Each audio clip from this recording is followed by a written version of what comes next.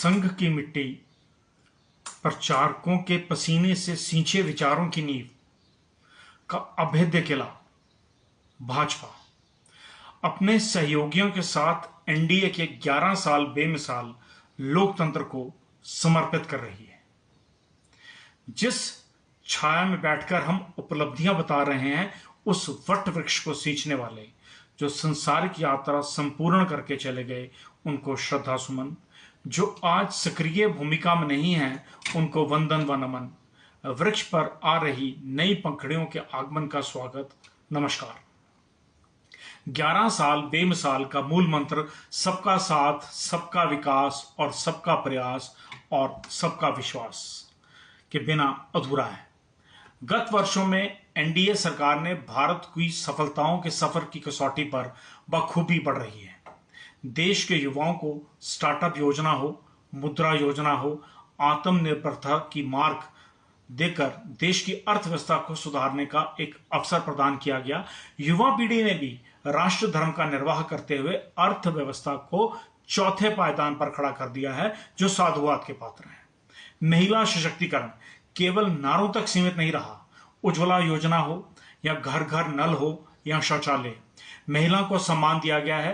राजनीतिक क्षेत्र में 33% की हिस्सेदारी हो या 3 तलाक से निजात, बुजुर्गों को आयुष्मान कार्ड हो या जन औषधि केंद्र उपलब्ध करवा के बुजुर्गों को राष्ट्र का गौरव सम्मान दिया हो। राष्ट्रीय स्वाभिमान में विश्व अध्यात्म का आयोजन, कुंभ का सफल आयोजन हो या चाहे 370 की समाप्ति हो या राम मंदिर का निर्माण, अंतरराष्ट्रीय स्तरों पर चाहे अनेक देशों में वीजा ऑन अराइवल का सम्मान हो या यूक्रेन रूस युद्ध में राष्ट्रीय ध्वज का स्वाभिमान हो, यह दुश्मन को घर में घुसकर सबक सिखाने का एहसास हमारे राष्ट्र ने गत वर्षों में हासिल किया है।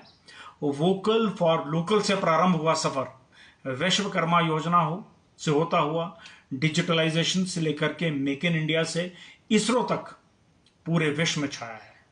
जो राष्ट्र भारत के प्रति सहानुभूति रखते थे, आज भारत को अपने बराबर का समझने लगे हैं। इसके संकेत ऑपरेशन सिंदूर के बाद सर्वव्यापी दिख रहे हैं। कुछ राष्ट्र हमसे सुरक्षा सौदे करना चाह रहे हैं, तो कुछ प्रतिबंध और प्रगति पथ पर रुकावटें उत्पन्न करके हमारी उपस्थिति का सुनिश्चित कर रहे हैं।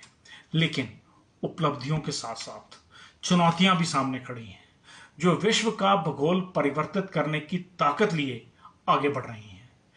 201 देशों की आबादी में हिंदू बहुसंख्यक केवल 2 राष्ट्र रह गए हैं। संपूर्ण विश्व की आबादी का केवल 1%, जबकि भारत में अल्पसंख्यक समुदाय कहे जाने वाले समाज विश्व की आबादी का 59.7% है। भारत के जिम्मेदार विपक्ष का राजनीतिक चरित्र सत्ता प्राप्ति में कहां जा सकता है, गत 2000 चुनावी में राजनीतिक दुष्प्रकार में देखने को आया। 400 पार के नारे के साथ अल्पसंख्यकों को भ्रमित करने से संविधान की पुस्तक लेकर घूमने से सार्वजनिक हुआ है। भारत में स्वतंत्रता सेनानी पंडित नेहरू जी, भारत के प्रथम प्रधानमंत्री स्वर्गीय इंदिरा जी, पारिवारिक विरासत को आगे बढ़ाया।